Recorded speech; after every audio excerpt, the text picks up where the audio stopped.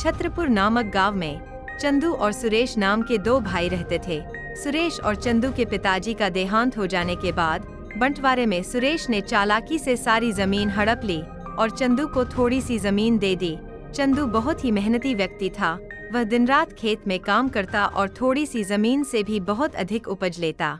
वही सुरेश और उसका बेटा पूरे दिन घर में पड़े रहते थे। एक दिन, आप दोनों ही पूरे दिन घर में पड़े रहते हो, काम क्यों नहीं करते? अरे भाग्यवान, तुम्हें पता है ना, पिताजी के बहुत सारे पैसे लोगों को ब्याज पर दिए हुए हैं और वह आ रहे हैं, तो हमें काम करने की क्या जरूरत है? वो पता है मुझे, लेकिन जिससे पैसे बाकी है वहाँ जाकर आओ तो सही। और किसके पैसे बाकी है और कौन नहीं दे रहा है, उससे लेकर आओ। तुम भी ना परेशान मत करो, मैं अपने आप ले आऊंगा। सुरेश बहुत ही आलसी किस्म का व्यक्ति था। वह पूरे दिन सोता रहता और सोते सोते बोर हो जाता तो पास चाय की टपरी पर जाता और वहाँ गफे लड़ाता था। सुरेश का एक बेटा था, वह भी पूरे दिन आवारा घूमता रहता।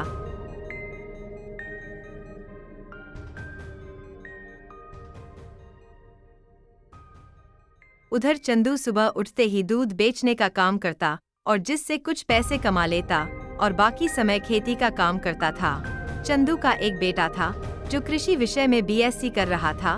वह पढ़ने में बहुत ही टैलेंट था, इसलिए स्कॉलरशिप मिल जाती। बाकी चंदू दूध बेचकर और खेती करके पैसे देता था। धीरे धीरे दिन बीतते गए, लेकिन सुरेश और उसके बेटे के दिनचर्या में कोई बदलाव नहीं आया था।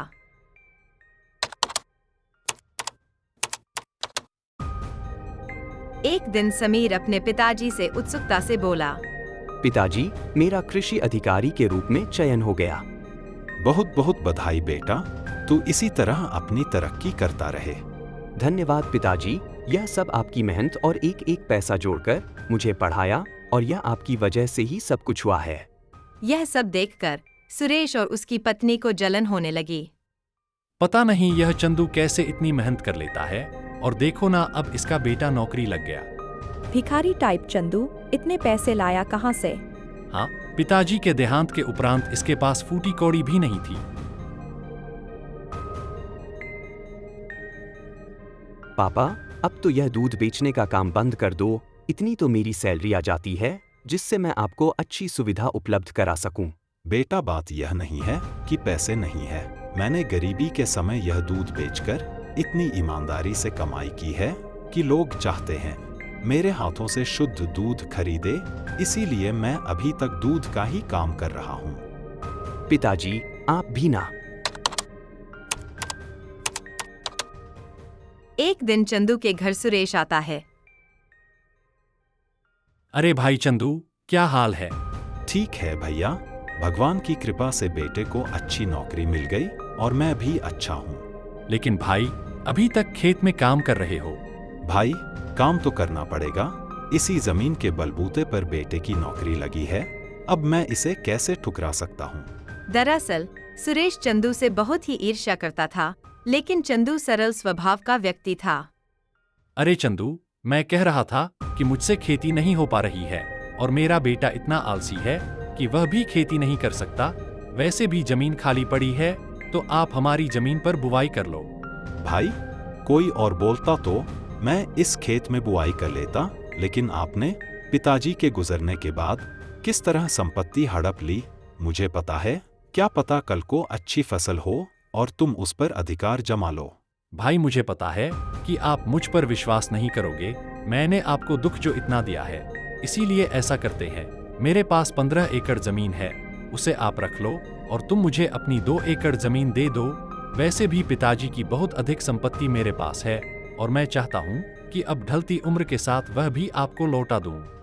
चंदू को फिर भी विश्वास नहीं आता है और चंदू सोचने लगता है, लेकिन सुरेश उसे किसी भी तरह जमीन लेने के लिए तैयार कर देता है और इस तरह जमीन का सौदा हो जाता है। बाद में चंदू भी सोचने लगता है, शायद सुरेश को अपनी गलती का एहसास हो गया होगा, इसीलिए पिताजी की संपत्ति का हिस्सा मुझे दे रहा है। ठीक है भाई, जैसा आप चाहो। इस तरह चंदू को सुरेश ने जमीन दे दी और चंदू भी अपनी जमीन सुरेश को दे देता है। चंदू ने मेहनत करके खेत को जोतना शुरू कर दिया। धीरे धीरे कड़ी मेहनत करके खेत में बुवाई शुरू कर दी। उधर सुरेश अपनी पत्नी से, देखो भाग्यवान, कैसे मैंने उस चंदू को अपनी बंजर और नाकारा जमीन दे दी। मेरे पिता की जमीन का कुछ हिस्सा देकर उसकी जमीन हड़प ली। इसे कहते हैं बुद्धिमानी। हाँ, अब हम भी देखें कैसे कमाता है चंदू। उधर चंदू की फसल जमीन से बाहर भी नहीं आई। कोई पौधा बाहर आता वह भी नष्ट हो जाता। कुछ समय तक तो चंदू को समझ नहीं आया। एक दिन उसका बेटा घर आया। बेटा, इस जमीन पर जैसे ही कोई पौधा जमीन से बाहर निकलता है वह नष्ट हो जाता है। जरा पता लगा ऐसा क्यों हो रहा है। ठीक है पिताजी, मैं मिट्टी का टेस्ट लैब में करके पता करता हूँ। चंदू भी चिंता से इधर उधर पता करता है। 2 दिन बाद, पिताजी, इस मृदा में लवणता बहुत अधिक है, इसमें फसल होना संभव नहीं है। उसी वक्त चंदू को पता चल जाता है कि उसके साथ धोखा हुआ है। पिताजी, तुम चिंता मत करो, मैं अब चाचा को सबक सिखाकर ही रहूंगा।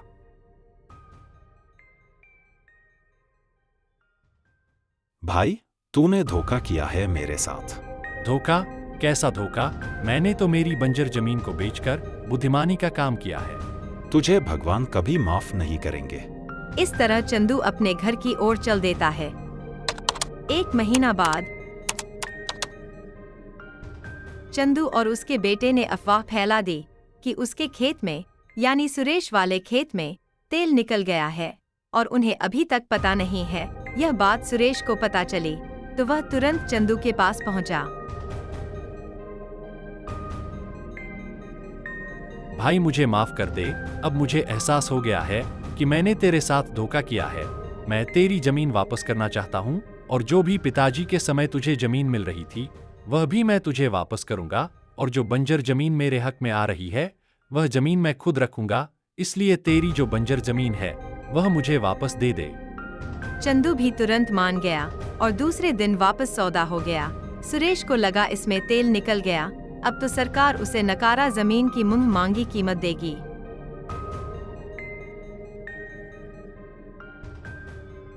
आपके साथ धोखा हुआ है। उस जमीन में कुछ भी नहीं है। यह उन लोगों की चाल है। क्या बात कर रहा है? अब सुरेश को समझ आ गया था कि धोखा करने से धोखा ही मिलता है।